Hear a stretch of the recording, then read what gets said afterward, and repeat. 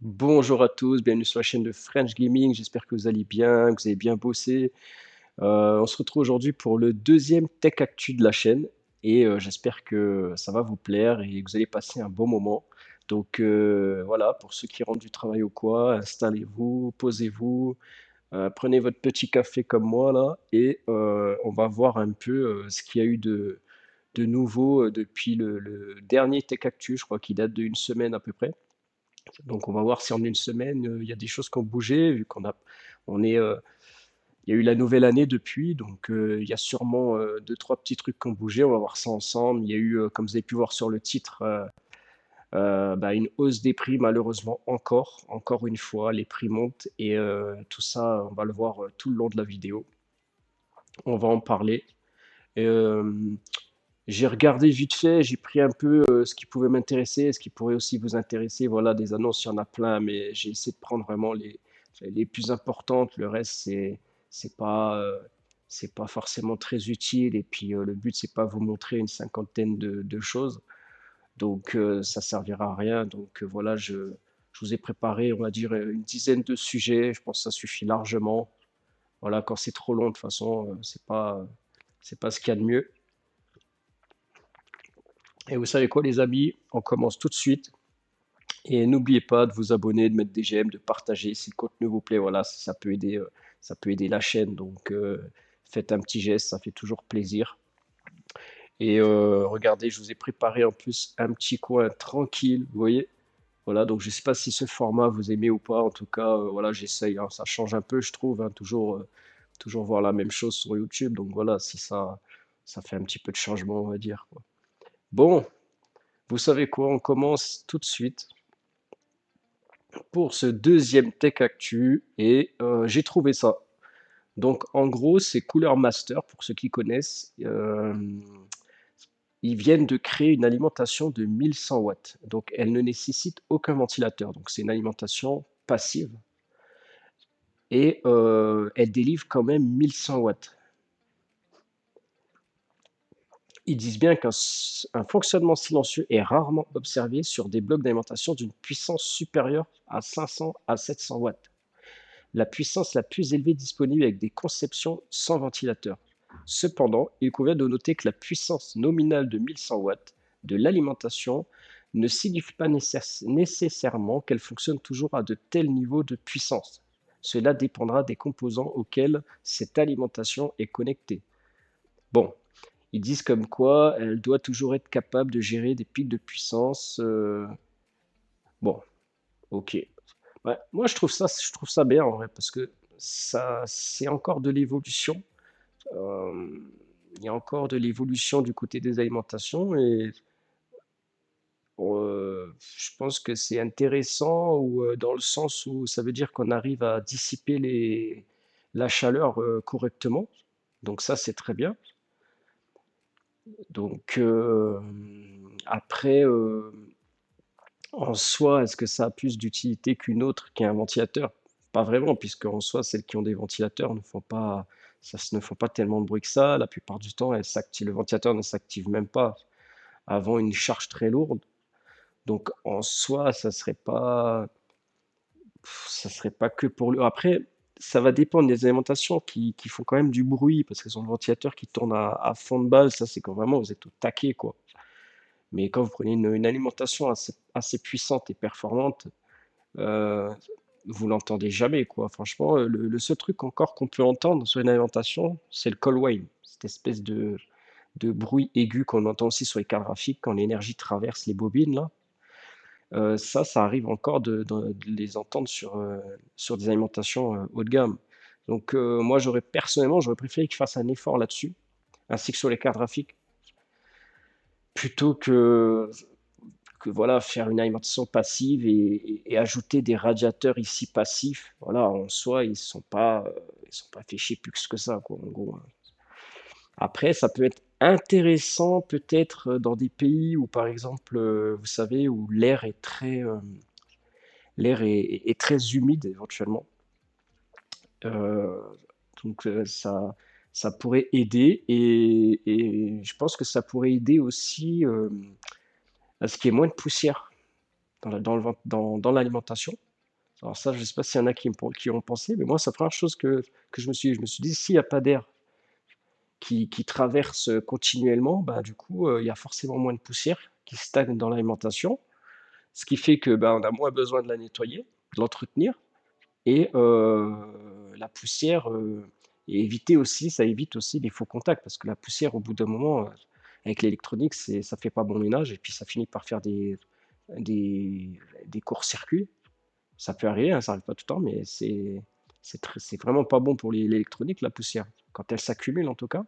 Donc là, je pense qu'elle s'accumulerait moins finalement, parce qu'il y aurait pas tous les déchets de l'air, envoyés constamment, à cause du ventilateur. Donc après, ça et puis l'humidité, il y aurait moins d'humidité, éventuellement, moins poussé par l'air, en tout cas par le ventilateur. Donc après, je sais pas, moi je vois ça comme ça, mais c'est toujours bon à prendre, hein.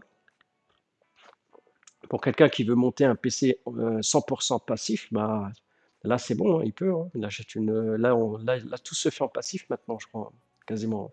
Que ce soit les cartes graphiques, les processeurs, les SSD, ouais, on peut maintenant les alimentations, on peut tout faire en passif. Alors oui, ça sera pas des faudra pas, mettre non plus des composants qui chauffent de trop, il faudra faire attention, il faudra essayer de trouver un équilibre. Mais, c'est intéressant, c'est très intéressant en tout cas. Et oui, c'est sûr qu'un PC entièrement passif, 100 passif, donc tous les composants, je pense que ouais, il y aurait quand même moins de poussière à l'intérieur que nos boîtiers qui contiennent, je sais pas combien de ventilateurs et qui font que brasser. Alors certes, il y a des filtres, ça passe quand même, mais si en plus de ça, le PC il est 100 passif et qu'en plus on rajoute des filtres, franchement, je pense que niveau entretien, on est bon, hein, on est bon. Bon voilà, ça c'était la première news, c'est ce que j'ai trouvé je trouve c'était pas mal. La deuxième news, donc là, en gros, ils disent comme quoi que la carte graphique de chez AMD, donc la plus puissante, la 7900 XTX, tombe à 799 $ aux États-Unis. Donc ça, c'est vraiment très très bien, mais pas forcément pour nous, pour eux, parce que nous, franchement, avec les taxes et tout, elle est toujours très chère, hein. Même si elle serait à 800 $, chez nous, elle serait pas à ce prix-là, hein. Ça, c'est sûr. Mais donc c'est une bonne chose. Espérons que par la suite, ça soit pour nous aussi, du coup, que les prix tombent chez nous aussi. Parce que ça fait quand même, depuis qu'elle est sortie, qu'elle a vraiment beaucoup de mal à baisser au niveau des prix. Elle est toujours un peu plus de 1 000 €, des fois même plus, suivant les customs. Le moins cher que j'ai réussi à trouver, c'était pendant les soldes. Elle était tombée, je crois, à 950 €, un truc comme ça. J'ai pas réussi du tout à trouver moins que ça. Et je peux vous garantir que c'était des marques à éviter. C'était les marques, la Powercool. Il y a la Powercool qui est dans ces zones-là de tarifs. Et il y en a une autre encore, je ne sais plus. Il y a une autre marque encore qui est dans ces zones de prix-là. Et moi, personnellement, je vous déconseille de les acheter, ces cartes-là, parce que il y a déjà eu des tests de fait sur ces cartes et elles chauffent vraiment de trop. Au niveau des nuisances sonores, c'est trop. Elles ont beaucoup de call wine aussi. Donc, c'est pas les cartes les moins chères pour rien. Ça, c'est sûr. Et dès qu'on veut commencer à avoir un peu une carte de qualité, il faut tout de suite taper dans les 1 050 € et partir sur du XFX, pardon. Et encore, ça va être la moins chère, on va dire, en correct. Et après, ça part tout de suite à 1100, 1200 pour des cartes saphir. Après, il y avait un modèle qui était plutôt pas mal, qui était intéressant dès sa sortie de cette carte-là. C'était qui ont, c'est la Aqua.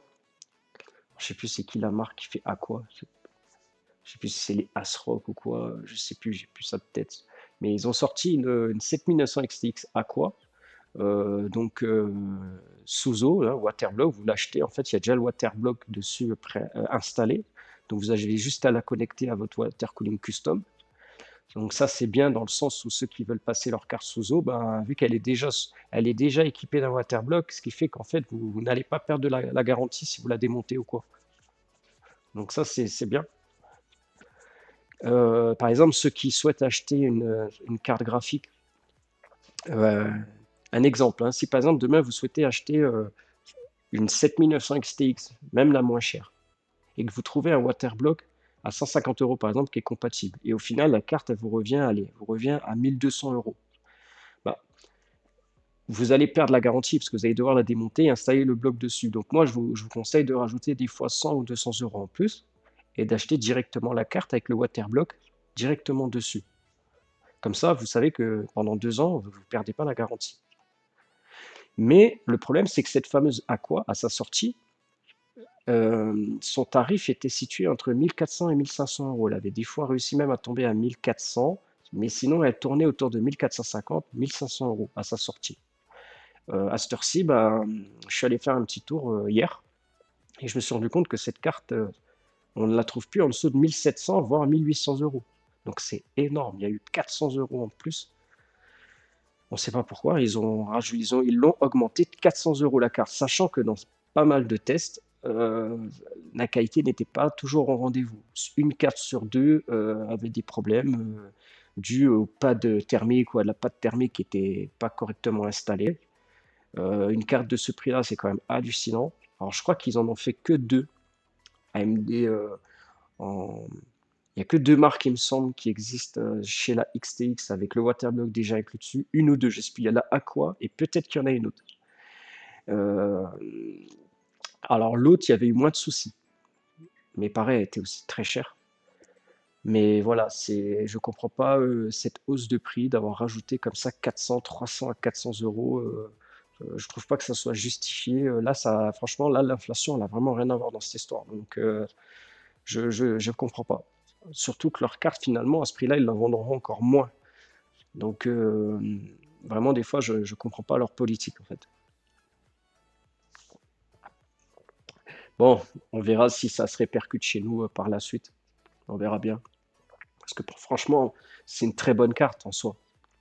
Alors certes, chez AMD, il y a des problèmes au niveau des refroidissements, il y a quand même des soucis au niveau des pilotes qui ne sont pas toujours à jour, qui ne sont pas toujours optimales quand les cartes graphiques sortent, mais d'ici 2 ans, la carte graphique, elle sera très très stable. Si c'est comme les 6000, ben, il faudra attendre la nouvelle génération pour que la carte soit stable.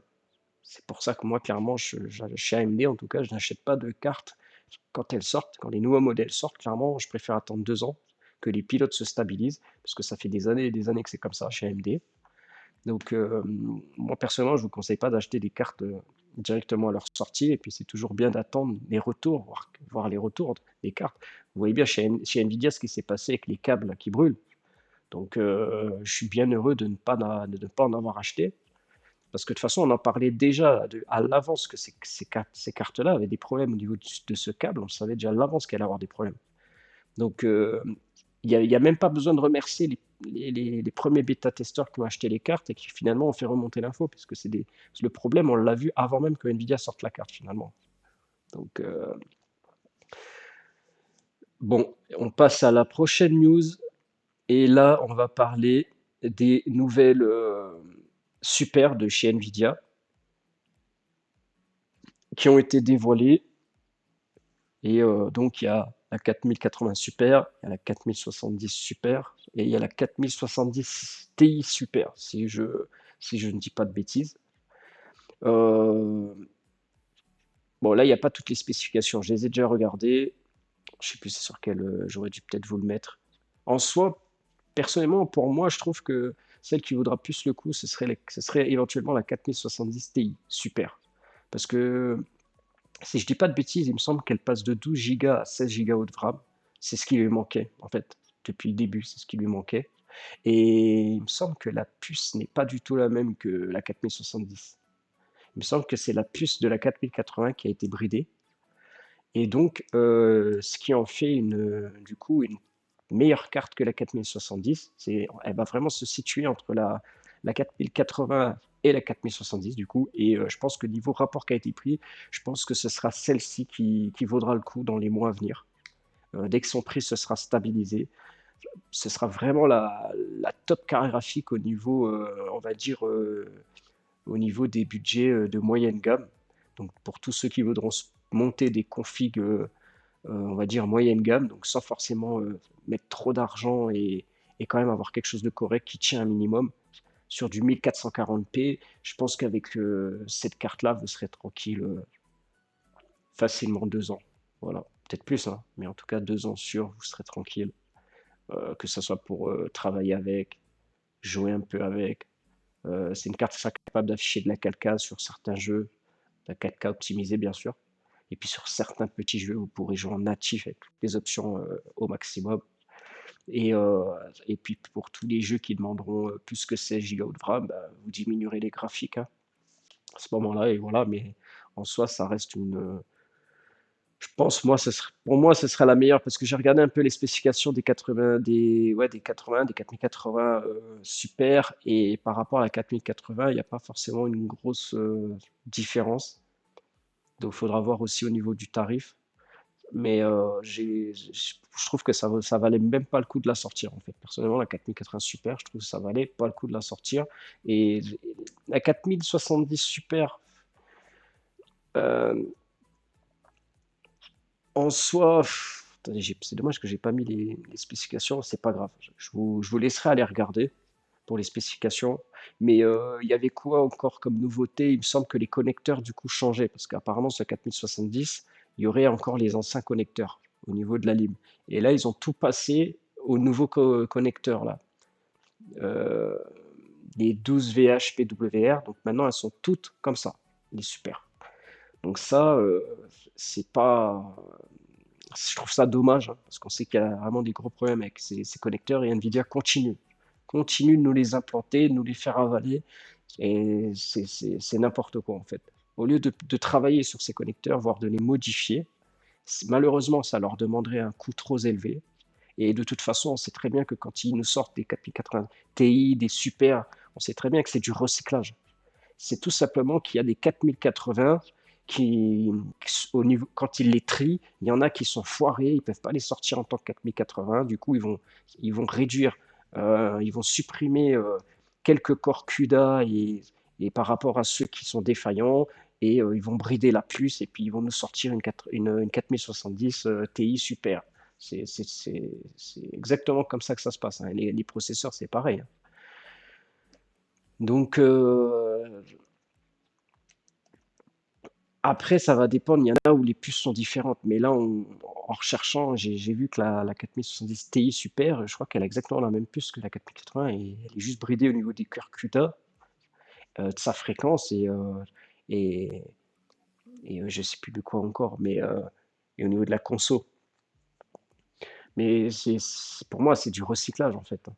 C'est du recyclage tout ça. Et clairement, la 4070 Ti Super en 16 Go, c'est clairement la carte qui aurait dû sortir à la place de la 12 Go déjà de base. Hein, de toute façon. Hein. Mais bon, c'est pas grave. Ça fera des nouvelles cartes sur le marché, c'est pas plus mal. On verra bien si ça fait un peu bouger, si ça fait un peu bouger AMD de ce côté-là. Les amis, on continue avec une nouvelle annonce. Le Ryzen, le AMD Ryzen 5700 X3D. Voilà, il a été annoncé, il est répertorié en Europe et les premières pièces des 5000 GT apparaissent également. Ok, bon, en tout cas, ça veut dire que le 5700 X3D, vous allez pouvoir bientôt l'acheter pour votre plateforme AM4. Alors, moi, personnellement, je vous conseille d'acheter le 5800 X3D. Si jamais j'ai fait une vidéo sur l'optimisation de ce processeur, n'hésitez pas à aller la voir, cette vidéo, parce que c'est une vidéo euh, que je vous ai proposée après des années de tests sur ce processeur-là. Pardon. Le 5700 X3D, personnellement, je ne comprends même pas pourquoi il est là, en fait. Je ne sais pas. Ça doit être encore une histoire de recyclage, je vous le dis clairement. C'est des 5000, à mon avis, il y a des 5800 X3D qui ont foiré et qui ne tenaient pas les fréquences maximales. Ils ont tout simplement juste réduit les fréquences. Parce que le cache L3, je crois qu'il ne change pas en fait. Je crois qu'il avoir au niveau du cache L3 aussi, s'ils l'ont un peu diminué. Oh, attendez, on peut pas le voir là.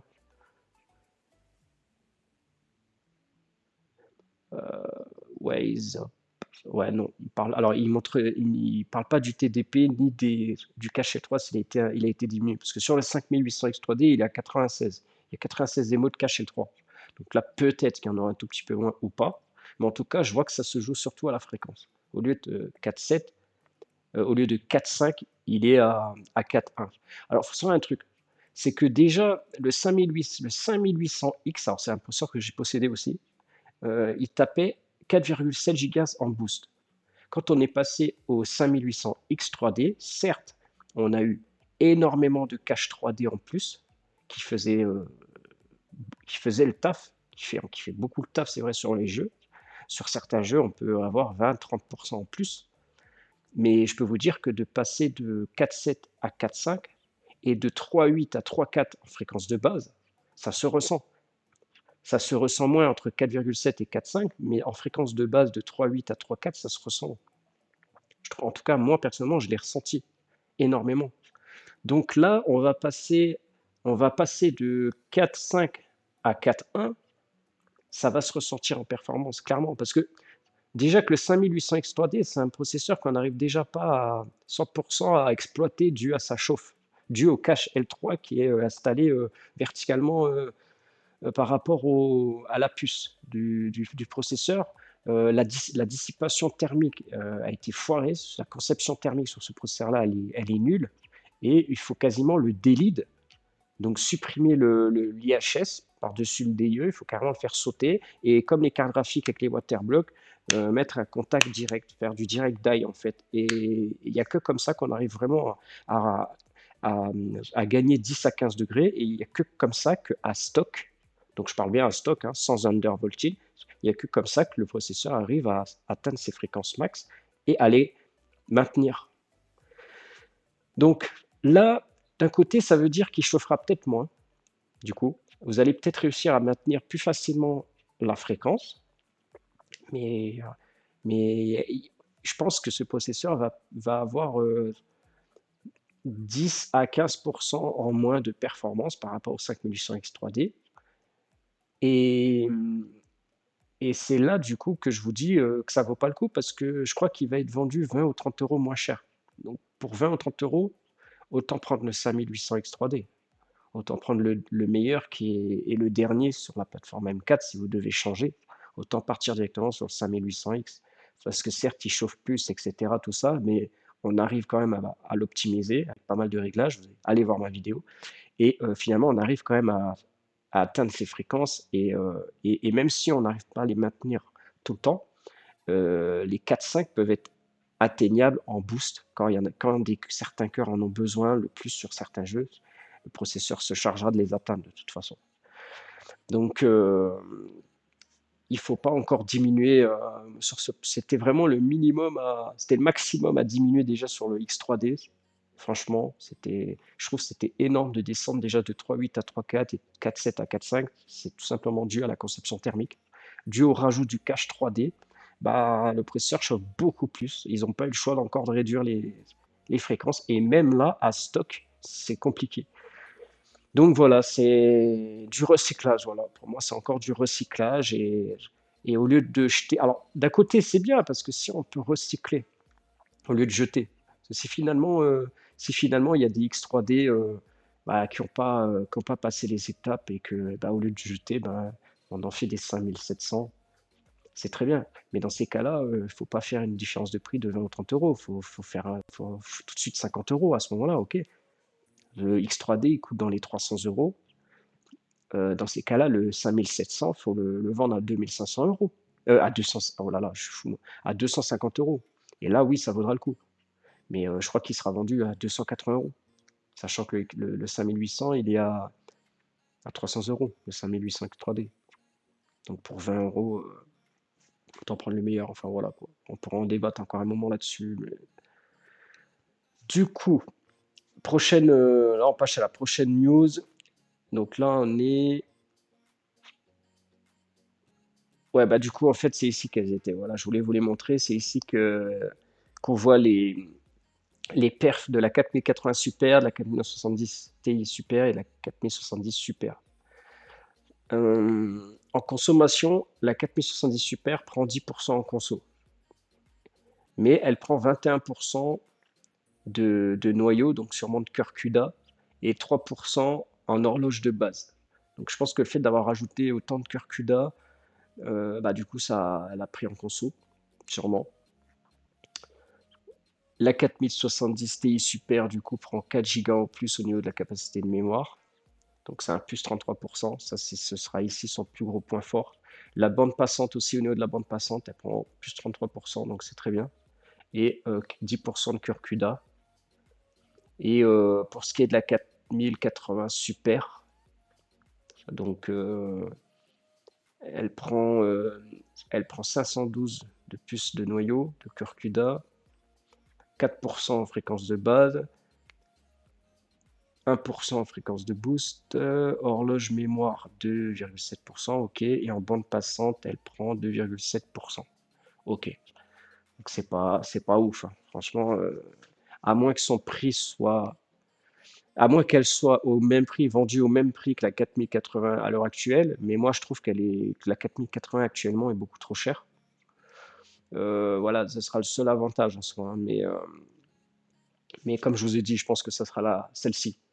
C'est celle-ci qui pour moi vaudra plus le coup à condition qu'elle soit vraiment au même prix, au même tarif que la 4070 Ti actuelle. Et là, clairement, oui, ça vaudra le coup puisqu'on prend 4 Go en RAM et on prend quand même pas mal en bande passante et en cœur CUDA. Donc ça va se ressentir en jeu. Les 4 Go en plus, quand même, ça va se ressentir sur pas mal de jeux. Voilà. Et puis pour la 4070 Super, voilà, pour moi, elle sert à rien du tout. En plus, elle prend 10% en consommation. Elle consomme plus. Donc inutile. Cette carte pour moi est complètement inutile. Voilà, voilà les amis, on passe à la prochaine news et du coup, ben, en rapport au titre de la vidéo, hein, une hausse de prix en 2024 des SSD, alors pas que des SSD, comme je vous ai parlé de la quoi juste avant, il y a pas que ça, il y a plein de cartes graphiques où les prix n'arrêtent pas de monter, les SSD aussi, les SSD on le savait, on nous avait prévenu de toute façon que ça allait augmenter, j'ai pas trop compris pourquoi, en fait j'ai essayé de comprendre mais c'est très, c'est, je sais pas, c'est pas, en fait apparemment, il y aurait 4 sociétés dans le monde qui créent les mémoires. Actuellement, ces 4 sociétés auraient décidé de s'aligner au niveau des tarifs. Voilà.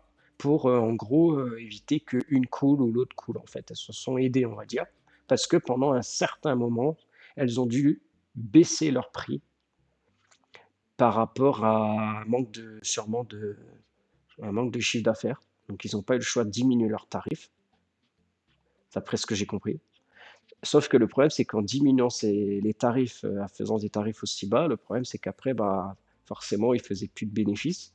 Et du coup, avant, au lieu de couler, bah, au bout d'un moment, quand je fais plus de bénéfices, c'est la merde. Donc, au lieu de couler ou de se retrouver trop en moins, bah, ils ont décidé de remonter les prix, mais du coup, de produire moins. Voilà, pour faire augmenter de nouveau la demande. Et, euh, et comme ça, ils arriveront de nouveau à remonter la pente. Alors ça, c'est ce qu'ils nous disent, mais personnellement, j'y crois pas trop. J'y crois pas trop. C'est très rare que des entreprises de ce type vendent à perte. Euh, En général, ils se font toujours une marge. Et vendre à perte, ça veut dire qu'ils se mettraient eux-mêmes en danger. Donc après, c'est pas à nous de payer leur pot cassé, quoi.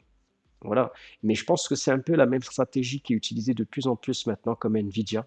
Le fait de créer des pénuries pour augmenter la demande.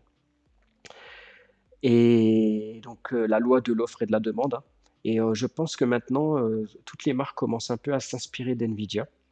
Donc là, au lieu de dire, au lieu de créer une pénurie, là, ben, ils créent, ils diminuent l'offre, tout simplement. Donc forcément, il y aura plus de demandes. Et en plus de ça, ils augmentent eux-mêmes les prix. Donc voilà, c'est tout un business. Euh, donc les prix pourraient augmenter de 35% et certains jusqu'à 50%. Alors, vous savez quoi? Je suis allé vérifier et c'est réel.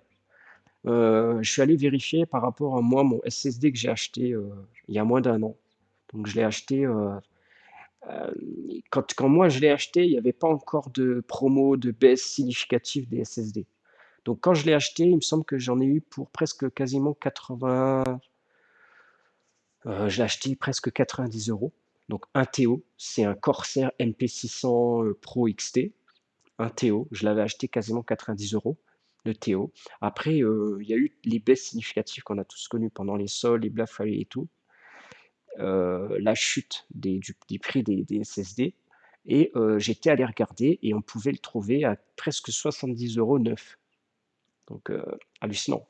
Alors, tant mieux pour ceux qui achetaient, mais moi, d'un côté, je me suis dit, merde, mon PC perd de la valeur, c'est un truc de fou, quoi. Après, ça donne plus envie d'acheter des pièces quand on voit la vitesse que leur valeur diminue. Et là, je suis allé voir, du coup, dès que j'ai vu cette annonce, alors on en parlait déjà depuis un petit moment, que les SSD allaient augmenter, mais je ne pensais pas que ça allait se faire aussi rapidement en janvier. Et en fait, ça s'est fait très rapidement et je suis allé vérifier et finalement, mon SSD à l'heure actuelle coûte une centaine d'euros. Voilà, donc il a pris de la valeur, donc tant mieux pour moi.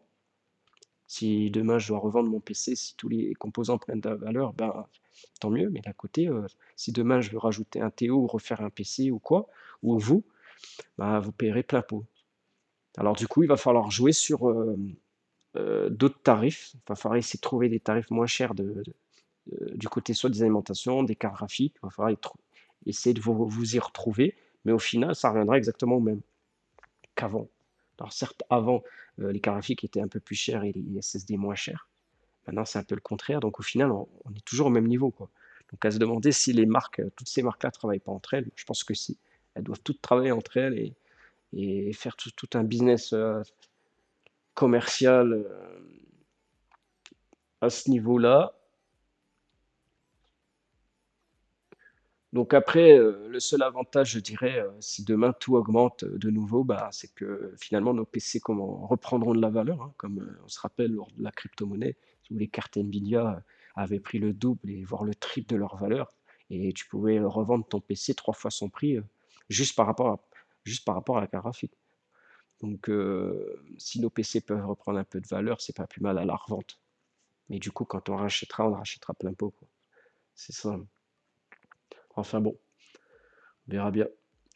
Alors, prochaine news, le Intel Core i9 14900KS. Les premières fuites. Voilà, donc ça, fallait s'en douter, hein. Tous les ans, il y a un KS qui sort.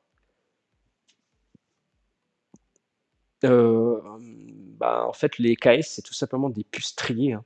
C'est tout simplement les meilleures puces qui sont triées. Et bah, celles-ci vont vous la vendre 200 euros plus cher. Donc, si le 14900 il vaut 600 euros, celle-ci vont vous la vendre 800 euros. Voilà.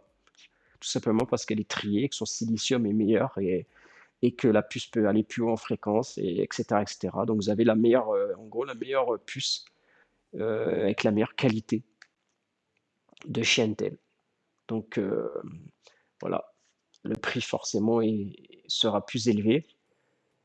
Apparemment, ce serait pour surpasser le Ryzen 7 7800 X3D en jeu. Euh, donc, ouais, après, ça reste un processeur à 800 euros. Donc, si un processeur à 800 euros a du mal à dépasser un 7800 X3D à 350 euros ou à 400 euros chez nous, quand même, 2 fois plus cher, faut se poser des questions, en fait, hein. Au bout d'un moment, alors, en fait, vous payez pas que la performance en jeu, vous payez toute la performance qui est en multitâche, etc. Vous payez la marque, hein, clairement, hein. Parce que les AMD se défendent quand même très bien en multitâche aussi. Si on commence à taper dans du 7950 X3D, c'est déjà très costaud, hein. Mais voilà, Intel aussi ont leur part de stabilité. Il y a plein de choses qui rentrent en compte. Mais clairement, cette année, c'est AMD qui est number one au niveau des performances de gaming. Là où Intel bat AMD en jeu, ça sera sur les 1% low, sur certains jeux, où les FPS bas seront plus élevés, donc un petit peu plus de stabilité. Voilà. Mais vraiment, ça se joue à pas grand-chose, hein. AMD, cette année, je trouve, a quand même fait le boulot au niveau de ses processeurs et le fait d'avoir diminué les tarifs aussi. Je pense qu'ils ont fait ce qu'ils avaient à faire, c'est très très bien. Et du coup, ben voilà, hein, Intel fait reprend un peu la politique de AMD. Donc je pense que c'est des marques qui veulent se sentir, qui veulent se montrer très haut de gamme. Et du coup, bah, les prix, tout ce qui est très haut de gamme est cher. Voilà, sinon ça se vendrait pas, puisque si ça serait pas cher, les gens se diraient c'est pas du haut de gamme. Donc on n'achète pas. C'est psychologique, hein, mais je vous assure que c'est comme ça, hein. Normalement, pour moi, un 14900 KS, logiquement, devrait pas dépasser les 500 euros, voire les 600 euros maximum. Moi, je dirais 500 € max, quoi, pour un processeur comme ça, quoi, en fait. Surtout que la prochaine génération, ces processeurs-là vont être oubliés, ils vont être à l'oubliette parce qu'on va passer sur de nouvelles architectures avec des nouveaux processeurs équipés d'intelligence artificielle, tout le bordel, tout le tralala. Tout va devenir obsolète. Clairement, tout ce qui est derrière là, on n'en parlera même plus, hein. Donc, je vois pas l'utilité d'acheter un KS actuellement à plus de 800 €, 7 ou 800 € pour qu'à la prochaine génération, à- alors certes, c'est des processeurs qui fonctionneront toujours, mais leur valeur va extrêmement diminuer, en tout cas, dans les années à venir, ça c'est sûr. Voilà, voilà, on passe à la prochaine news et il y a MSI qui veut concurrencer la console portable Rogalia. Alors en ce moment, je ne sais pas si vous avez vu, il y a plein de petites consoles portables qui sortent de partout, de toutes marques, que ce soit chez Steam, chez Asus, voilà maintenant MSI. Donc voilà, c'est un peu la mode, ils vont tous sortir leur petite console portable et se battre un peu entre eux parce que bon, au final, ça reste, il y a pas d'innovation, hein, plus que ça, hein. Il y a Windows qui est installé dedans, il y a un processeur, une puce graphique à l'intérieur, et puis vous faites tourner vos jeux, ok, voilà, mais euh, il n'y a pas de. Je vois pas d'innovation en fait, hein. En soi, il n'y a pas plus d'innovation que ça, et sachant que la plupart du temps, c'est des consoles qui devront être connectées sur, sur les fils électriques parce qu'on pourra jamais. La batterie, elle va fondre. De toute façon, on sait très bien qu'avec ces consoles-là, la batterie, elle fond dès qu'on atteint des performances. Donc voilà, je pense que c'est plus entre eux qui veulent se battre, donc qui continuent, hein, en soi, mais aucune évolution, aucune innovation, on va dire, à ce niveau-là. Donc c'est bien pour les personnes qui font du déplacement, ce genre de choses, qui veulent avoir leur PC à proximité, ils l'ont dans ça, ok, c'est capable de faire tourner quasiment tous les jeux.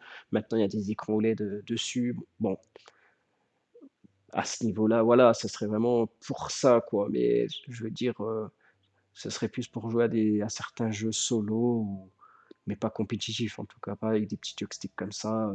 Et franchement, moi qui ai joué avec des consoles comme ça dans mon enfance, je ne me vois pas revenir sur des petits joysticks comme ça, un petit écran. J'aurais trop du mal. Personnellement, j'y arriverais même plus. Avant, oui, j'y arrivais, hein, je faisais presque des compètes avec je me rappelle, les PSP et tout, on était forts, hein.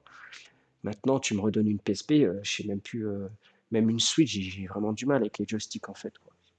Donc voilà, peut-être pour la prochaine génération, voilà, c'est arrivé à une certaine tranche d'âge, la Switch, ça peut être un peu infantile pour certains ados, je pense. Donc oui, à ce moment-là, pour eux, ce type de console, quoi. Mais on verra bien dans l'avenir. Voilà, voilà. Et là, on passe à la dernière news, les amis. La carte graphique AMD Radeon RX 7600 XT devrait sortir fin janvier. Donc voilà, une nouvelle carte graphique encore annoncée par AMD. Elle serait peut-être équipée de 16 Go de RAM. Son bus serait peut-être un peu augmenté aussi, sa bande passante. Donc c'est très bien parce qu'en soi, moi je trouve que pour moi, cette carte graphique remplace la 6600 XT. Donc c'est une carte aussi que j'ai possédée, que j'ai testé plusieurs fois. Je l'ai bien revendue aussi. C'est une carte que j'ai achetée plusieurs fois, que j'ai revendue. Et, euh, et en fait, j'avais toujours la même problématique avec cette carte-là, c'est qu'en fait, elle avait du mal à aller au-delà de 1080p. Clairement, au-delà, elle y arrivait, mais ça saccadait. Et il y avait tout le temps des problèmes. En fait, le problème, en fait, c'était son bus qui était trop limité. Son PC, les lignes PCIe, elles étaient en 8, elles n'étaient pas en x16. Là, elles sont peut-être en x16. Ça a une grande importance. Il y a du coup double bande passante. Elle était limitée en x8. Du coup, du coup, ça bridait la carte énormément. Dans les hautes résolutions, ça la bridait énormément. Tu fallait pas dépasser 1080p avec cette carte-là, quoi. Or qu'elle était capable de tourner au-dessus par rapport à sa puce graphique, par rapport à pas mal de choses. Mais elle a été complètement bridée au niveau du PCIe et de son bus qui était très, très réduit. Et je pense que c'est une carte qui ne devait pas faire d'ombre à la 6700 ou à la 6800 parce que je pense elle les aurait clairement rattrapés. Elle aurait clairement rattrapé la 6700 facilement. Donc pour moi, oui, on va dire, c'est une bonne remplaçante celle-ci. C'est la vraie remplaçante de la 6600 XT. Voilà. Donc ce sera l'entrée de gamme de chez AMD, la, la bonne entrée de gamme de chez AMD pour faire du game et et pour des configs pas trop chers. Et vous pourrez sûrement jouer en 1080p confortablement, voire en 1440p aussi, et tout en ayant une config avec un budget, on va dire, contrôlé, quoi. Donc une petite 7600 XT avec un processeur, par exemple, moi je vous conseillerais un 7600, un Ryzen 7600. Avec celle-ci, voilà, là vous avez vraiment une config superbement bien équilibrée pour jouer en 1080 et en 1440p, quoi. Donc voilà, à voir le tarif, apparemment elle serait proposée à 250 euros. Donc on verra bien, peut-être que certaines customs seront plus du côté des 300 euros, mais c'est une carte qu'on pourrait retrouver peut-être entre 250 et 300 euros. Donc c'est vraiment bien. Voilà, il manque plus que les cartes mères diminuent leur prix aussi. Et, euh, et voilà, on pourra se refaire des bonnes configs comme avant. Voilà, bah écoutez, on a fait le tour. On a fait le tour, les amis, sur ce petit Tech Actu.